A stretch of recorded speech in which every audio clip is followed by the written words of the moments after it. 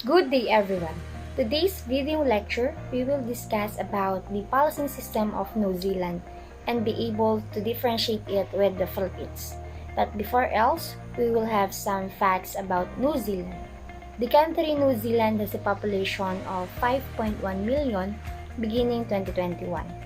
It has two main islands, the North and South Island, and Wellington is its capital city, while Auckland is the largest urban city located at North Island.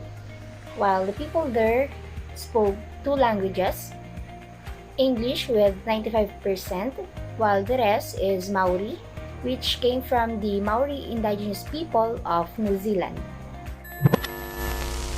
We have here the New Zealand police logo, wherein there is two women holding a flag and holding an equipment or an indigenous equipment, showing that she is from the Maori indigenous people.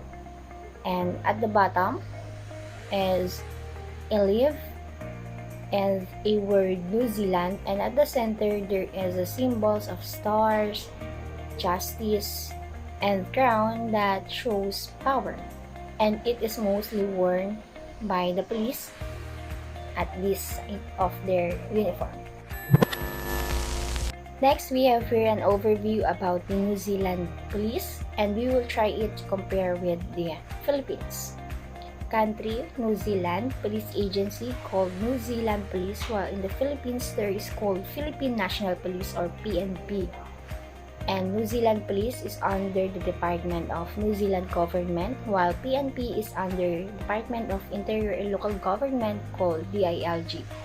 Ranks, Commissioner as their highest and Constable as their lowest in New Zealand Police, while in PNP, we have the Police General as the highest and Patrolman as the lowest. Motto, NZP has safer communities together, and in PNP, to serve and protect. Law enforcement agencies, both New Zealand Police and PNP has the same. It is called centralized. And estimated strength in New Zealand, we have 5,124,100 personnel as of June 2022. And in Philippines, there are 210,000 as of 2020. New Zealand is a sovereign country in the southwestern Pacific Ocean, and as what I've said, it is divided into two mainland masses. It has a total land area of 268 square meters kumpara sa Pilipinas na may 120 square meters. Kaya't umaabot ng milyon ang mga kapulisan sa New Zealand kumpara sa Pilipinas na libo-libo lamang ang nade-deploy sa mga area. Kasi makikita natin yung lawak ng kanilang sinasakupan kumpara sa ating bansa. During colonial period in 1840 to 1846, Captain William Hobson arrived to New Zealand to build or establish a colony in 1840, and police magistrates were the first officer in charge in European surroundings to establish or make teams of constables. So bago naging constable, police magistrate muna yung tawag sa grupo ng mga kapulisan. And we have here the part police and part militia, kung saan ito yung dalawang uri ng military police. And Reform and London Police in 1829 had introduced new policy, consent rather than coercion. Pag sinabing coercion, ito yung paggamit ng force or putting or instilling threats to the people or full force para takutin sila or parusahan sila. Kasi, di ba sa bansa ng New Zealand, meron tayong tinatawag na Maori groups, ito yung mga indigenous people, and doon is prone yung kaguluhan. Kaya, masasabi natin, ang mga kapulisan ay di mawaring gagamit ng mahigpit na parusa or full force para maitama yung pagkakamali nila.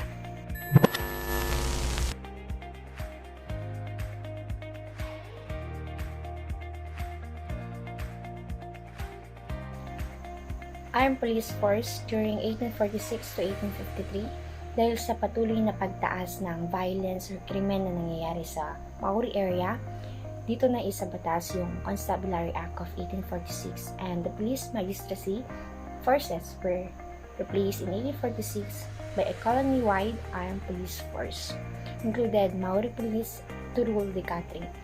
Ibig sabihin, dito nagkaroon ng pagkakataon yung na pumili sa mga katutubo natin mula New Zealand para maging Maori Constable para sila yung magsilbing tagapag-ayos or tagapagmahala at may isa katuparan yung kaayusan na ninanais ng kabuuan. The provincial police in New Zealand was divided into 6 provinces, eventually 10. The outbreak of large-scale warfare between the Maori and the government in the North Island in 1860 caused several provincial forces to return to paramilitary policy. Sa lawak ng sinasakupan ng mga kapulisan sa New Zealand, nagde-deploy sila into provinces para mahigpitan at matanggal yung threat na dulot ng mga Maori group. Kasi sa panahon nila, ini-include nila yung mga Maori as their threat para magkaroon ng kalayaan at peace sa kanilang bansa. Also, we have here the Armed Constabulary in 1867, which is the first regular force in New Zealand, and Colonial Defence Act of 1862 established the Armed Constabulary Act of 1867, where mounted body of not exceeding 500 men were voluntarily report or deployed as constable to secure the peace and order of their area, as well as they have the length of 3 years in service. Later on, Armed Constabulary renamed into New Zealand Constabulary Force. In 1883, the Armed Constabulary absorbed the provincial police to become the colony's only police force, and it has 2 main divisions, the Policing Branch and the Reserve Division. Pag sinabing Policing Branch, these are the constable that are deployed to secure the peace and order in the cities and settled areas. While sa Reserve Division, sila naman yung mga constable na nade-deploy sa mga masusulok na lugar tulad ng mga sa area ng mga Maori. Kasi we all know that Maori people are forceful, diba? And with that, the constable that they employ in their area, they are exercising the military-style surveillance. In 1886, it became as New Zealand Police Force and it is known as Fully Unified National Force. It focuses on preventing and detecting crime as well as on improving the strategies and organization in addressing some issues as well as the modern or adapting the modern and professionalism of being a officer. And sa pagkakataong ito, dito na naging centralized tulad ng sa Pilipinas yung law enforcement agency nila. Mula noong 1958, New Zealand Police yung tawag sa police agency na nagge-generate sa bansang New Zealand, and Police Act of 1958 and became as National Police Force. The Policing Act of 2008 took effect on October 1, 2008. At sa lagay na ito, it is centralized and the highly sophisticated equipments and techniques are used to disseminate the protection of the people. Next, we have the police organization in New Zealand and we'll try to compare with the PNP. The Commissioner is an overall charge of the New Zealand Police. Assisting the Commissioner are the 2 chief officers in the rank of Deputy Commissioners and the Deputy Commissioner Operation. At tulad sa PNP, ito ay pinapangunahan ng Chief PNP and it is assisted by 2 Deputy Chief, 1 for Operations and 1 for Administration. We have here an organizational chart from Criminal Investigation Department up to Narcotics Criminal Investigation Division and Anti-Trade Traffic Branch. Mapapansin natin na it goes down into departments kasi dun sa PNP it was divided into national, regional, provincial, district, at municipal. Here is the rank classification of New Zealand Police. The head of the agency has the position of Commissioner of Police and the rank of Commissioner, while the second and third in command has the same rank, which is the Deputy Commissioner with the position of Deputy Commission in Resource Management and in Operation. While the National Criminal Investigation has the position of Assistant Commission Investigation and the rank of Assistant Commissioner, as well as the following position with Assistant Commission Operation in South, Lower North, Upper North, in Regional Commander, and while having a rank of Superintendent has the position of Direct Commander, has the rank of Inspector, has the position of Area Commander, and the Senior Sergeant has the position of Direct Section Commander. Excuse me? To become a cop, do you need a full driver's license? Yeah. You need good eyesight. Yep, so there is a minimum visual standard. Can anyone join the New Zealand Police? You just have to be a New Zealand permanent resident or a citizen of New Zealand or Australia.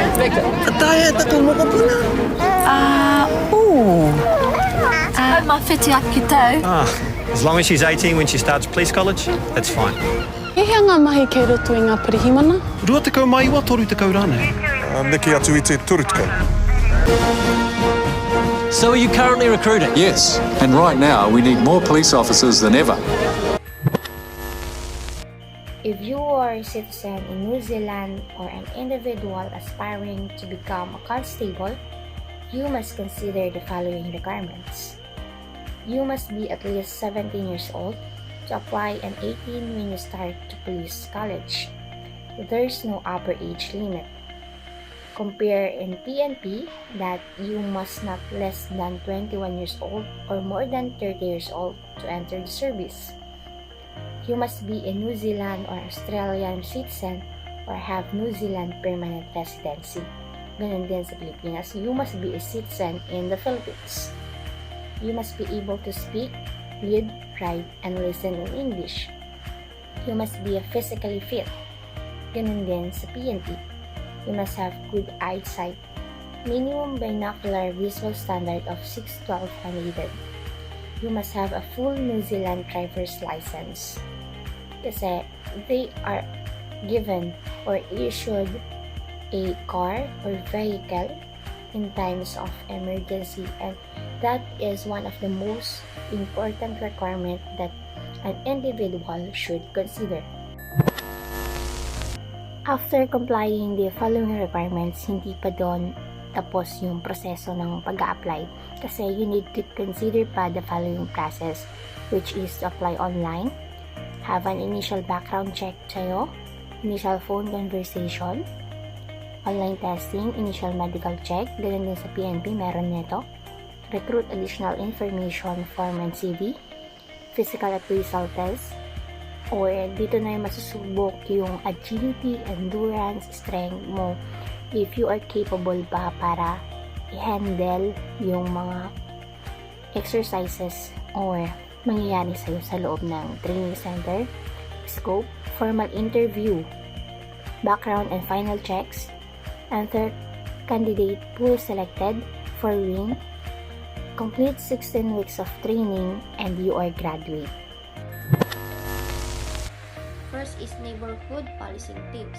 Small teams of police officers that work with communities in neighborhoods where people are particularly like to be victims of crimes and crashes. There are 33 neighborhood policing teams throughout New Zealand. MPTS aim to prevent and reduce crime and crashes in their communities. NPTS have a highly visible and accessible presence within their communities. This will help them to form partnerships with their own communities so they can identify issues and prevent crime problems. Next is local knowledge and intelligence collection helps MPTS target known offenders and direct resources to tackle crime or threat of crime. Next is Community Patrols of New Zealand. So what is Community Patrols of New Zealand? Community patrols are organized, operated by their local communities. They also raise their annual operating expense through local grants and sponsorships and donations. And it is a national organization that was founded in 2001. It supports over 5,000 volunteers in over 150 affiliated community patrols throughout New Zealand. Community patrollers are volunteers working closely with POIS as extra eyes and ears. This one is to help or assist police and other agencies to build safer communities. Next, community patrols are independent from the police but receive a regular police guidance, training, and tasking. Traffic Safety Service, a division of the Ministry of Transport of New Zealand. It was a uniform law enforcement agency responsible for enforcing road transport law in New Zealand. It was separate from the New Zealand Police. So this agency or law enforcement, they are the one who enforcing road or the transportation of the people in New Zealand. So they are separated with the New Zealand Police. Next, the Corps of Royal New Zealand Military Police or RNZMP provides military services to the New Zealand Army, performing a variety of roles including criminal investigations. So RNZMP, they also support the police or the army to investigate criminal scene. They are also responsible for policy investigation, custodial, security and battlefield circulation, control support to New Zealand Defence Force and land elements.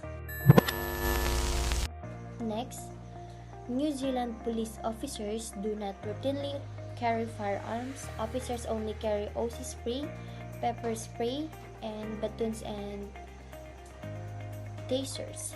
So, the New Zealand police, they do not normally carry weapons. The Diplomatic Protection Squad and airport officers are the only officers who routinely carry firearms. So next, electronic monitoring on bail. It is granted to defendants meeting a range of criteria who would otherwise be remanded in custody, in prison while waiting for a court hearing. A person on email bail wears an electronically monitored anklet and lives at an address approved by the court. So, how can they apply this? An accused or their lawyer must file an EM bail application at what? Number 1, at court and get a hearing date. Number 2, the local office of the Police Prosecution Service. What happens when EM bail is granted? The defendant is required to go directly to their approved address and wait for a probation officer and a security guard to arrive. The defendant is electronically monitored for as long as their EM bail continues. So, as long as their EM bail is continuously functioning, they can monitor the person or the defendant. So, number 2 question, what if a defendant breaches their EM bail condition? The anklet triggers an alarm and connections check to determine if the accused is breaching their condition, including weather. So, we have a list here. They have tried to take off the anklet. They have left the approved address without permission. They are late back from planned absence. So, if the defendant is trying to or planning to escape, they can monitor that. So, that is electronic monitoring on bail. Next is International Service Group or ISG. New Zealand police officers work in advisory positions helping with the recruitment, training, and operational management of 350 Community Auxiliary Police or CAP. CAP officers play a vital role in supporting chiefs and villages courts. New Zealand Police have also directed capacity development towards the full-time Bougainville Police Service by providing them with short-term and long-term specialist and advisory support. So their work is including projects, programs, and partnerships in Asia Pacific. They are also carrying out strategy, planning, and operations. They also help another agencies or another law enforcer to help on how to plan and how to make a strategy in everything that they do. Next is uniforms and insignia. In 1846, when Governor George Grey arrived in New Zealand, such was the state of disorder that he introduced a paramilitary force to carry out both policing and military duties. So here are the ranks of law enforcer in New Zealand. First is Commissioner, Deputy Commissioner, Assistant Commissioner, Superintendent, Executive, Superintendent, Non-Executive. The last one is Recruit. The adoption of a medium blue shade in place of dark blue, the abolition of custodian helmets, and the substitution of synthetic leather jackets for silver button tunics when on ordinary duty, while the normal headdress is a pink cap with blue and white silito tartan band and silver badge. Stab resistant and high visibility tests are normally worn on duty. So now we are going to equipments of the New Zealand Police. First thing is communications, drones, helicopters, road vehicles. We have here the compilation of road vehicles used by the New Zealand Police in the year 1921 up to the present, and we also have here the video of the current vehicle they use.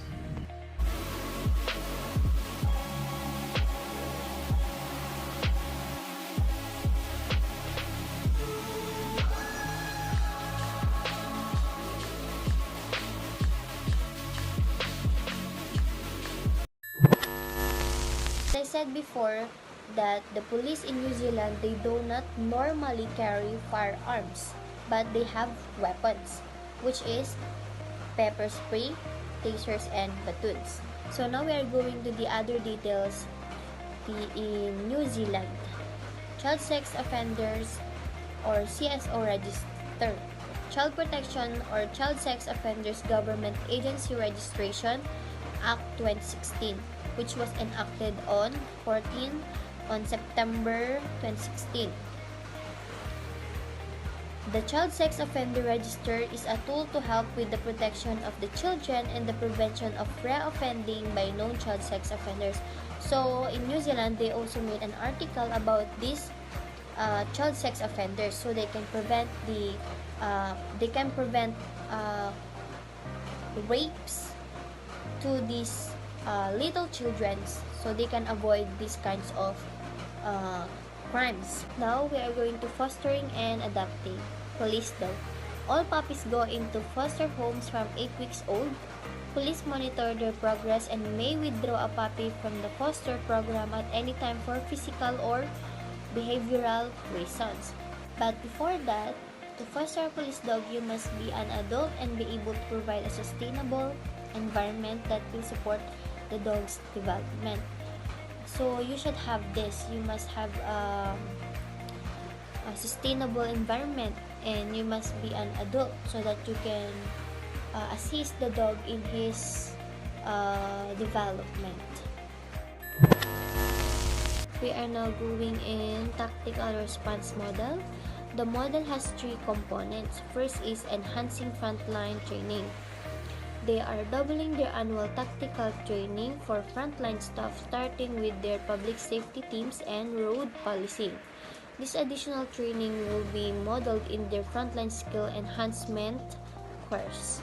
Number 2 is improving in access to specialist capability. they felt safer when they had specialist staff on duty who they could call on for assistance to keep resolve critical situations safely. So secondly, they are increasing the number of their staff with advanced tactical training. So the last is technology or strengthening risk-based deployment and technology. To support their deployment model, they will boost their intelligence capability so they can deploy staff more safely with increased awareness of the environment and identified threats and priority offenders. We have here the International Anti-Corruption Coordination Center. The IACCC was established in July 2017 and aims to provide coordinated support for law enforcement agencies investigating grand corruption offenses. The function of the IACCC is to inform, assist, collect, coordinate, and collaborate. Tulad ng sa PNP, sila ay nakikibahagi or tumutulong sa mga NBI or detective groups para matugunan yung issue na korupsyon. Again, this is the New Zealand Police and we hope that we've stated enough information for you to compare the policy system of New Zealand Police and the Philippine National Police. Thank you and God bless.